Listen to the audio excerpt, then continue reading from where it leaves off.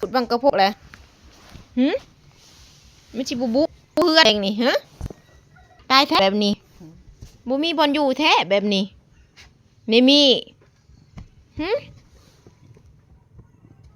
เนี่ยจังได้ชีอยู่ได้บ้านนี้เริ่มเลยได้เริ่มได้ยินเสียงจูดบังกระโพกแล้วเริ่มมาชุมนมบ้านนี้เอาบ้านนี้เฮ็ดบ้านนี้อันนั้นมะพร้าวฮะมีมึงตายรถแมลงนี่ชิมุนหาผู้ใด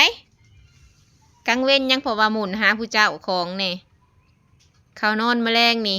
บ่มีบอลอยู่แท้แม่ลูกนี่เสียงดังอีกแล้วเสียงดังอีกแล้วเช็ดเบิดสองบาทนี่อ๋อหาขี้ญาตินี่ตั้งญาตินะนี่เขาจูดบ้างกระโพกเลยสิตายแล้วอยู่เพื่อนสิอีกแล้วมิเริ่มอีกแล้วมิเริ่มอีกแล้วมิลูอ้วนนี่อ้วน